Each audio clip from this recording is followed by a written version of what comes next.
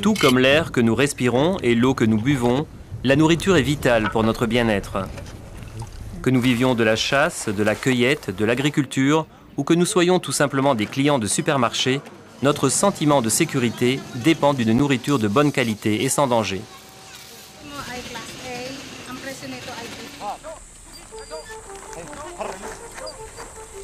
Depuis l'avènement de l'agriculture, les hommes cultivent leur propre nourriture ou connaissent ceux qui la cultivent. Ce lien entre producteurs et consommateurs est une garantie de la qualité et de l'innocuité de la nourriture. Le commerce international d'aliments n'a cessé de croître au fil des siècles. Jamais comme aujourd'hui a-t-on vu une telle pléthore et variété d'aliments faire le tour du monde. Mais comment être sûr que notre nourriture est saine et de bonne qualité? La réponse a un nom, le Codex Alimentarius, code alimentaire en latin. Ensemble de normes rigoureuses visant à garantir une nourriture saine et de qualité. En 1962, deux organismes des Nations Unies, l'Organisation pour l'alimentation et l'agriculture et l'Organisation mondiale de la santé, ont créé ensemble la commission du Codex Alimentarius. Tous les échelons de la chaîne alimentaire tirent profit du Codex, en particulier les consommateurs, qu'ils s'attachent à protéger contre les maladies d'origine alimentaire, et les producteurs qui bénéficient d'un accès élargi aux marchés internationaux.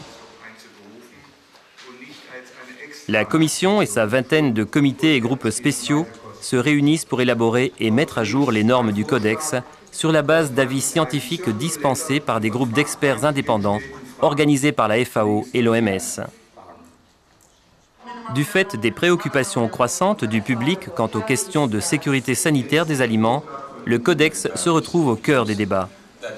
Les biotechnologies, les pesticides, les additifs alimentaires et les contaminants ne sont que quelques-uns des thèmes examinés durant les réunions du Codex.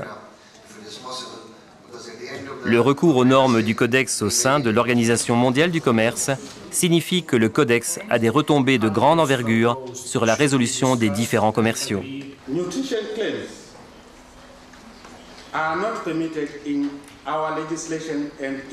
Les réunions font intervenir les États membres, l'industrie et la société civile dans des débats vigoureux. Le degré de participation a augmenté au cours des 5-10 dernières années. Et chaque année, nous battons un nouveau record. Cette année, nous comptons plus de 320 délégués et plus de 30 ONG et autres organisations internationales. Encore un nouveau record. Comme le Codex fonctionne essentiellement par consensus, les décisions peuvent prendre du temps, ce qui est parfois frustrant. Dégager un consensus peut être une plaie. D'un côté, un consensus est utile car tous les gouvernements donneront leur appui. Mais d'un autre, le désaccord peut être tel qu'on ne parviendra jamais à une décision. Le problème est que si une année on atteint un point de consensus, quand on y revient l'année suivante, on est à un autre stade. À mon avis, c'est le consensus d'une année sur l'autre qui devient très difficile. Le consensus au Codex est un processus parfois complexe, mais je pense qu'au bout du compte, c'est la marche à suivre. Autrefois, il y avait des votes, mais ils ont tendance à semer la discorde. L'objectif du consensus est donc, à notre avis, la meilleure chose, même si c'est parfois plus lent ou plus difficile. L'importance mondiale des normes du Codex dérive de l'expertise commune d'un vaste éventail de participants. Toutefois, une participation active et efficace peut représenter un véritable défi. Je crois que c'est une tribune très intimidante.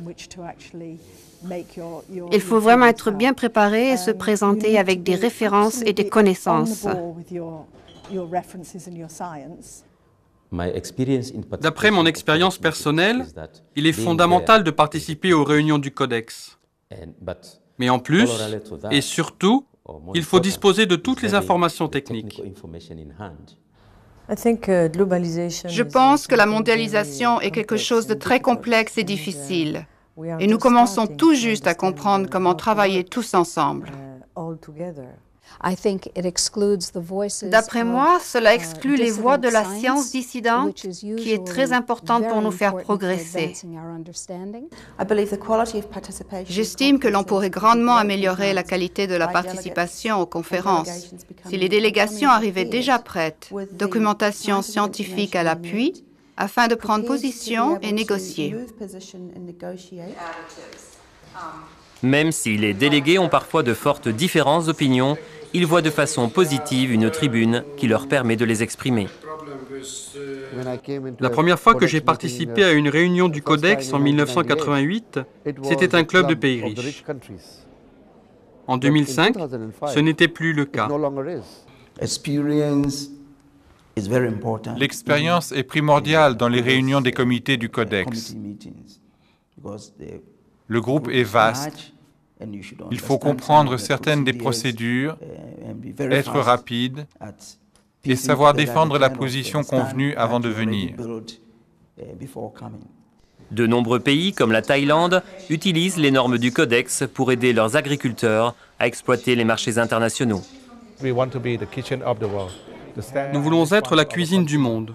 Nous sommes attentifs aux demandes de nos consommateurs. C'est pourquoi nous veillons à la promotion des normes du Codex. Il y a quelques dizaines d'années, les tribus pauvres des collines du nord de la Thaïlande cultivaient l'opium pour survivre, dégradant leur environnement par une culture sur brûlis. En 1969, le roi de Thaïlande lança un projet novateur pour aider les tribus des collines à abandonner les cultures d'opium au profit de fruits exotiques et de légumes de haute valeur commerciale. Le projet royal mena des recherches sur l'agriculture de montagne et s'employa à améliorer la gestion des ressources naturelles et la qualité de la vie. Durant ses 20 premières années d'existence, le projet royal a permis à plus de 85 000 personnes d'acquérir des moyens d'existence stables et prospères. Et il a fait régresser la production annuelle d'opium de 300 à 6 tonnes. Il a replanté et reboisé des terres dégradées. Fort de ses succès, le projet royal a commencé à améliorer la sécurité et la qualité des produits agricoles en appliquant les normes du Codex et les codes de pratique. Avant la récolte, les sols sont testés à la recherche d'éventuelles traces de pesticides. Après la récolte, les agriculteurs évaluent leur propre production avant qu'elle soit réfrigérée et transportée vers des usines de conditionnement où elle subit de nouveaux tests. Les vulgarisateurs travaillent en étroite collaboration avec les agriculteurs afin d'améliorer continuellement produits et rendements. Ils savent maintenant qu'ils obtiendront des légumes plus sains, plus gros, qui leur permettent de gagner davantage. Et ils savent aussi qu'ils peuvent les consommer en toute tranquillité.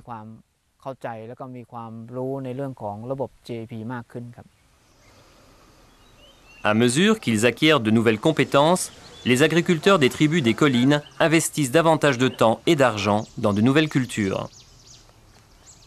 Ils sont conscients du fait que seuls les produits satisfaisant les contrôles de sécurité et de qualité peuvent être commercialisés. Avec l'accroissement de la production, la Thaïlande compte commercialiser les produits de qualité du projet royal dans le monde entier. Nos agriculteurs sont de petits paysans et des exploitants. Pour eux, il est très dur de respecter les normes.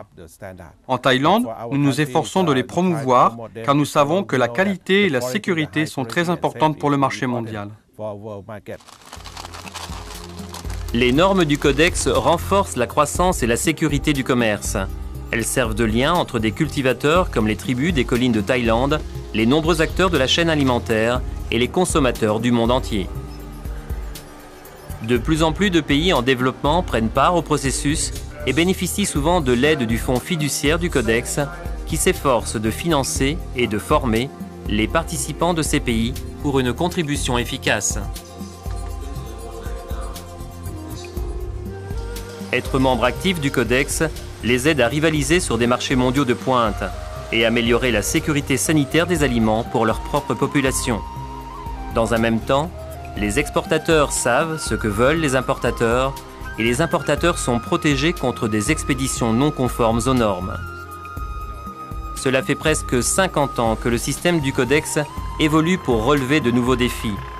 Le commerce international des aliments est un créneau de 200 milliards de dollars par an, avec des milliards de tonnes de nourriture produite, commercialisée et transportée. Ce qui est en jeu, c'est la protection de la santé des consommateurs et la garantie de pratiques commerciales loyales. C'est pourquoi le Codex est vital.